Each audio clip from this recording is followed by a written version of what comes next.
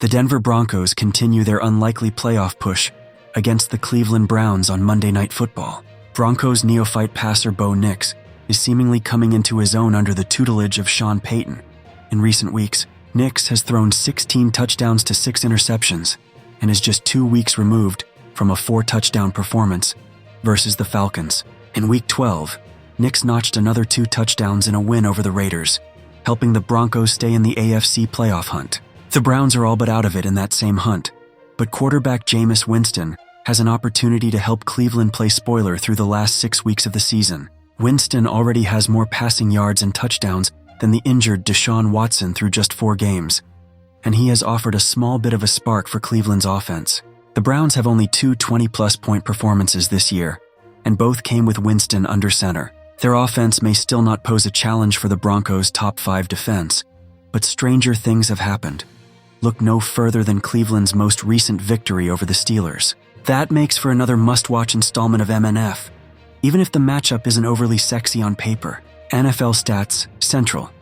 The latest NFL scores, schedules, odds, stats, and more. USA Today. Sports will provide live updates, highlights, and more from the Week 13 Monday Night Football matchup between the Broncos and Browns below. Fourth Monday. Our NFL newsletter always brings the blitz. Jameis Winston throws pick 6 to Nick Bonito. Just when it looked like the Browns were going to score before halftime, Winston made a critical mistake. He stared down tight end Jordan Akins, and Bonito had a beat on it. He jumped in front of Akins and brought it all the way back for a 70-yard touchdown. Bonito now has 10 sacks and a pick 6 on the season, while the Broncos have a 21-10 lead with 1:38 left in the first half. Michael Burton scores on 1-yard fullback dive to give Broncos lead. Sean Payton went old school on Denver's second touchdown of the game. He put 10-year veteran Burton into the game and gave him a handoff from inside the 1-yard line. Burton had a clear path into the end zone behind the right tackle and powered through for the score. Will Lutz connected on the extra point to make it 14-10. Broncos. Bo Nix earned completions of 19 and 16 yards to Cortland Sutton and Nate Adkins respectively. On the drive, what do Broncos fans chant? Broncos fans have a tradition of mocking opposing quarterbacks after they throw incomplete passes. They chant incomplete whenever the passer fails to connect with his receiver.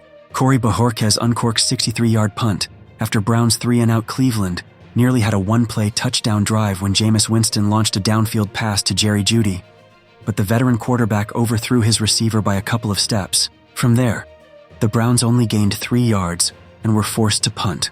After sending his first kick 39 yards, Bojorquez managed to send his second 63 yards. The Broncos will get the ball on their own 33-yard line with 7:07 remaining in the first half. Rodney McLeod nearly picks a Bo Nix, forces 3-and-out. Nix took a deep shot downfield on 3rd and 10 and appeared to have Cortland Sutton streaking over momentarily. However, McLeod was able to get over from the hash mark and undercut the ball. He nearly intercepted the pass, but couldn't quite hold on to it through contact. The Broncos punted once again, marking their third 3-and-out of their first 5 drives. Dustin Hopkins makes 45-yard field goal to give Browns lead. After missing a 47-yard field goal on the first drive of the game, Hopkins was able to make one from 45 yards away. That kick capped off a 9-play, 42-yard drive and gave Cleveland its first lead of the game 10-7. Bo Nix interception. Denzel Ward deflects ball to teammate Greg Newsome. The Browns come up with the first turnover of Monday night's game, and it came in bizarre fashion. Ward was covering Troy Franklin and managed to get his hand in front of Bo Nix's pass. Somehow, Ward's deflection ricocheted into the air pop fly style, and Newsome was able to get under it to create the turnover. George-Quan McMillian breaks up pass intended for Elijah Moore, forces punt. The Broncos forced the Browns to punt for the first time on Cleveland's 3rd drive of the game. The Browns picked up an initial first down on a connection between Jameis Winston and Moore, but the two couldn't rekindle their magic on a deeper pass that was broken up by McMillian. Corey Bojorquez's punt only went 39 yards in the thin Denver air, so the Broncos will get the ball back in good field position. Browns tied at 7 after first quarter. The Week 13 Monday Night Football matchup is off to a fast start, as the first quarter featured 212 total yards of offense. Jameis Winston has started the game hot, completing 5 of 6 passes for 118 yards and a touchdown, while Bo Nix has been streakier. The Broncos rookie has completed just 5 of 11 passes for 52 yards, but he put together a strong second drive to help Denver open the scoring.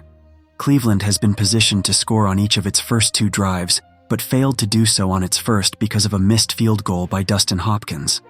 His performance will bear watching, as he has made just 2 of his last 6 field goal attempts. What is 5280 on Broncos helmets? The figure references the city of Denver's elevation of 5,280 feet. That's also the origin of the Broncos' Mile High Stadium, which is presently known as Empower Field at Mile High. Broncos go 3 and out again. Bo Nix attempted 3 passes on Denver's 3rd drive of the game. None of them were completed. That forced the Broncos to punt the ball back to the Browns, who will look to score on back-to-back possessions. David Njoku answers Broncos' touchdown with 9-yard score. Jameis Winston got the Browns into the red zone by connecting with Elijah Moore on a 44-yard pass before following that up with a 9-yard toss to Njoku. Dustin Hopkins atoned for his missed field goal by making the ensuing extra point to tie the game at 7-all. A fun stat: Winston now has 2 completions of exactly 44 yards on his first 2 drives. His first went to Jerry Jeudy on the first drive, while his second went to Moore. Who is Bo Nix's father? Bo Nix's father is Patrick Nix, who played quarterback at Auburn from 1992-95. After his college career, the elder Nix became a coach, starting as a running backs coach at Jacksonville State in 1996. Nix eventually became Georgia Tech's offensive coordinator in 2004 and helped turn Calvin Johnson into one of the NCAA's most productive receivers. He held that role through the 2006 season before taking on the same role for 2 seasons at Miami, FL. Since 2013, Nix has been a head high school football coach in Alabama. He has worked for 3 different schools, the most recent of which has been Phoenix City Central. Javonte Williams opened scoring with 1-yard TD run. The Broncos capitalized on the good field position provided to them by Dustin Hopkins' miss. Bo Nix enjoyed a quality drive, finding Cortland Sutton and Devon Vell for big downfield gains. A particularly nice sliding grab by Vele set up the Broncos at the 1-yard line. After a few tries, Denver managed to punch it in with Williams. Will Lutz made the ensuing extra point to give the Broncos a 7-0 lead. Dustin Hopkins stats Hopkins is now 15 of 22 on the season after he missed his first field goal attempt from 47 yards against the Broncos. He has endured a rough patch of late, as he is now just 2 for 6 over his last 3+ games kicking. Most of Hopkins' misses have come from 50+ yards, as he is just 4 of 8 from that distance. He is now 4 of 6 on kicks between 40 and 49 yards. Dustin Hopkins misses 47-yard field goal. The Browns got off to a strong start on offense, as Jameis Winston found Jerry Jeudy for a 44-yard gain on the first play of the game. However, after a handful of solid runs, Winston failed to connect on a 3rd and 4 pass in the direction of David Njoku. The Browns called upon Hopkins to put them ahead, but Hopkins missed the kick wide left. He is now just 15 of 22 on field goal attempts this season. Broncos go 3 and out to start game. The Broncos went pass run on their first drive, but were stuffed on a 3rd and 3 Javonte Williams carry. Denver punted the ball inside the 5-yard line, where return man Jalen Darden inexplicably decided to return it. Jameis Winston's first drive will start at his own 10-yard line.